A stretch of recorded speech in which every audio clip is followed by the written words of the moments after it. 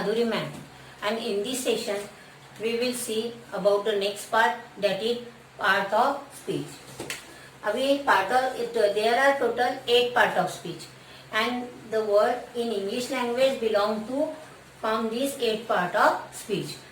सबसे पहले अभी हमारा है नाउन. नाउन को ही हिंदी में कहा जाता है संज्ञा. Second pronoun. प्रोनाउन को भी हम कहते हैं सर्वनाम. Then third one adjective. Adjective मतलब होता है विशेषण की जो नाउन और प्रोनाउन को एक्सप्लेन करता है. फोर्थ वन वर्ब, जिसको हम बोलते हैं क्रिया. Then adverb. एडवर्ब मतलब होता है क्रिया विशेषण. Then sixth one preposition. Preposition मतलब संबंध बोधक. And then seventh one conjunction. इसको बोला जाता है समुच्चय बोधक. And then last one that is interjection.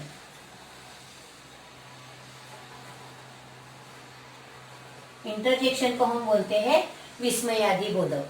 अभी ये एक पार्ट्स ऑफ स्पीच है. फर्स्ट वन बोला है नाउन. नाउन मतलब होता है संज्ञा. Second pronoun. प्रोनाउन का मतलब होता है सर्वनाम. एडजेक्टिव. एडजेक्टिव मतलब विशेषण. Then verb. वर्ब का मतलब होता है क्रिया. एडवर्ब क्रिया विशेषण. प्रीपोजिशन संबंधबोधक. कंजंक्शन समुच्चय बोधक. और इंटरजेक्शन विस्मयादि बोधक. ये हमारे क्या है, एक पार्ट ऑफ स्पीच है. अभी पार्ट ऑफ स्पीच इसको बोला जाता है शब्द भेद. शब्द भेद.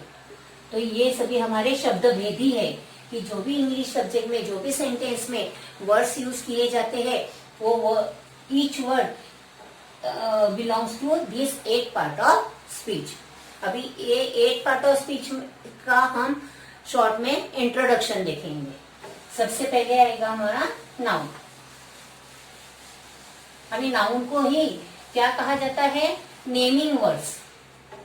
नाउन को ही कहा जाता है naming words.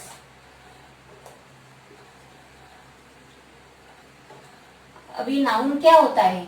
Noun is the name of person, place, animals, things और द क्वालिटीज ऑफ पर्सन. उसको कहा जाता है नाउन. किसी भी पर्सन का नाम लेंगे हम, जैसे for example Gopal. Animal cat. Place का नाम ले लो मुंबई. किसी पर्सन की क्वालिटी में हम लेंगे ऑनेस्टी.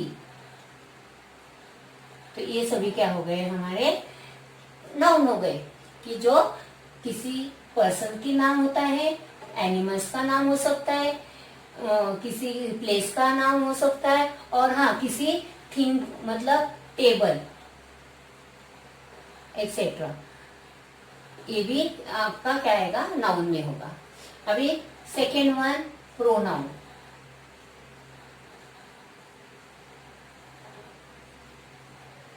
प्रोनाउन ऐसे वर्ड होते हैं कि जो नाउन के बदले में यूज किया जाता है. जैसे कि हमें राम के बारे में यदि बोलना है तो हम जैसे बोलेंगे Ram is a good boy, Ram is very honest, Ram is good in study. ऐसे हमें राम के बारे में बोलना है तो हर बार हम राम न यूज करते हुए राम के बदले में हम क्या यूज करेंगे, ही यूज करेंगे. मतलब नाउन का रिपीटेशन अवॉइड करने के लिए हम क्या यूज करते हैं, प्रोनाउन यूज करते हैं. Example he, she, it, they, I, we etcetera. ऐसे बहुत सारे एग्जाम्पल्स है. इसके बारे में डिटेल में हम आने वाले वीडियोस में देखेंगे. Then third one that is adjective. Adjective को ही कहा जाता है विशेषण। अभी विशेषण इसको इसलिए कहा जाता है क्योंकि ये विशेषता बताता है। किसकी विशेषता बताता है? नाउन और प्रोनाउन को। अभी इसको इसीलिए कहा जाता है डिस्क्राइबिंग वर्ड।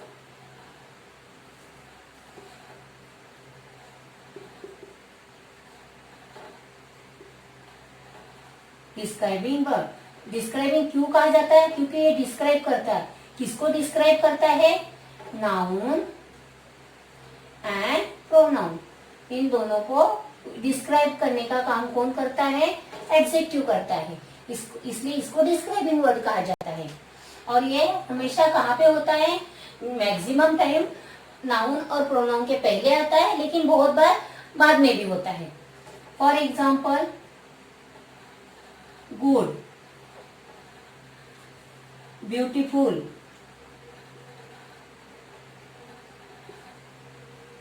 देन आपकी जो नंबर्स है, जैसे for example 3, all numbers are adjective and all colours are also adjective, ये सभी। और जो सीक्वेंस में हम जैसे बोलते हैं फर्स्ट, तो फर्स्ट भी क्या है?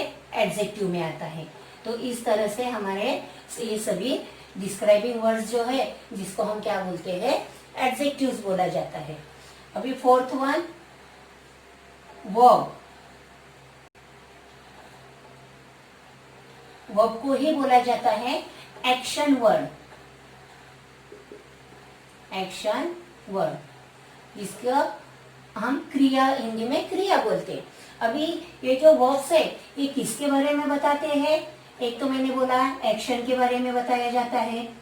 देन वर्ब हमें स्टेट के बारे में बताते हैं। देन टेंस के बारे में भी बताते हैं कि कौन सा टेंस है सेंटेंस का। ये सब वर्ब से ही हमें पता चलता है। Verb are the words which gives the meaning to the sentence. Sentence को मीनिंगफुल बनाने का काम वर्ब करता है। विदाउट वर्ब कोई भी सेंटेंस कंप्लीट नहीं होता है, इसलिए ये मेन पार्ट है सेंटेंस का।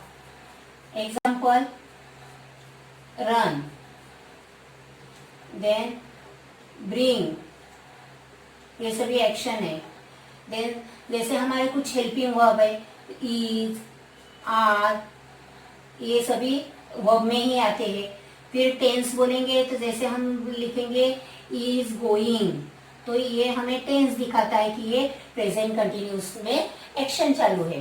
तो इस तरह से टेंस भी हमें उसका बताता है कि ये वर्तमान काल है, भूतकाल है या भविष्य काल है। तो इसके बारे में बताने वाला शब्द होता है verb. Now we will move towards the next part of speech.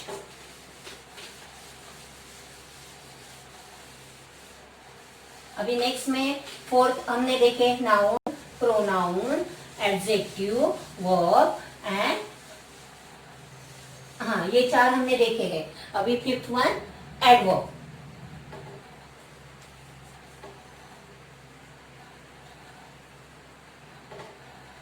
Adverb, अभी एडवर्ब मतलब क्या होता है? क्रिया विशेषण।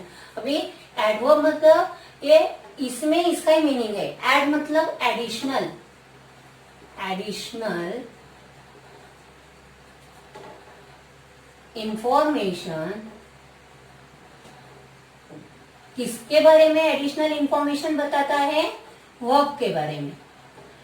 वर्ब के बारे में एडिशनल इंफॉर्मेशन देने वाले शब्द को क्या बोलते हैं? एडवर्ब बोला जाता है। कि क्रिया कहाँ पे हो रही है, कैसे हो रही है, कब हो रही है, ये सब हमें किससे पता चलता है?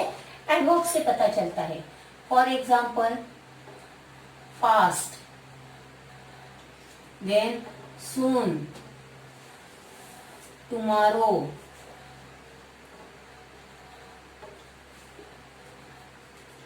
ऑनेस्टी,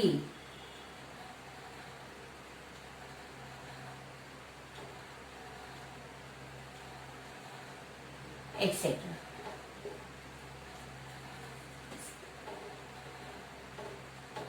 सॉरी, ऑनेस्टी, ये हमें एडवर्ब से पता चलता है। अभी 6 में हम वो देखेंगे प्रीपोजिशन।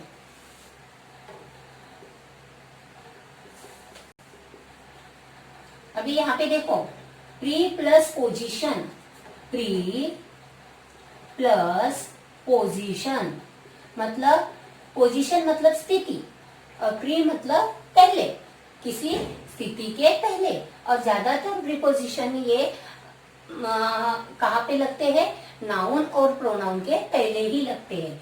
इनको और रिलेटिंग वर्ड भी कहा जाता है, रिलेटिंग वर्ड। अभी रिलेटिंग वर्ड इसको क्यों कहा जाता है, क्योंकि ये रिलेशन बताते हैं। किसका रिलेशन, नाउन और प्रोनाउन का रिलेशन बताया जाता है। सेंटेंस के अदर वर्ड्स के साथ रिलेशन बताते हैं। For example, in, on, over, into, behind, etcetera. ठीक है, तो ये है प्रीपोजिशन। अभी 7th वन, कंजंक्शन।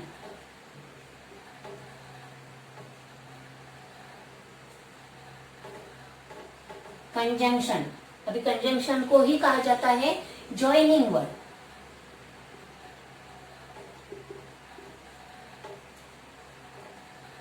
इनको जॉइनिंग वर्ड क्यों कहा जाता है, क्योंकि ये क्या काम करते हैं, दो वर्ड्स को या दो सेंटेंस को ज्वाइन करने का काम करता है जॉइनिंग वर्ड। देखो यहाँ पे जंक्शन, जंक्शन का मतलब ही होता है कि ज्वाइन करना, किसी दो सेंटेंस को या दो वर्ड्स को ज्वाइन करने का काम करता है conjunction. For example, and, but, then if, then because, that, ये सभी क्या है, कंजंक्शन है कि जो सेंटेंस में ज्वाइन करने का काम करते हैं। देखो, वर्ड होगा तो वर्ड को वर्ड के साथ ज्वाइन करते हैं, सेंटेंस को सेंटेंस के साथ ज्वाइन करते हैं, फ्रेज होगा तो फ्रेज को फ्रेज के साथ ज्वाइन करते हैं। इस तरह से ये ज्वाइनिंग का काम करते हैं। Then last one, that is interjection. अभी इंटरजेक्शन ये ऐसे वर्ड्स होते हैं कि जिससे हमारे सडन फीलिंग्स अचानक से एक्सप्रेस होते हैं।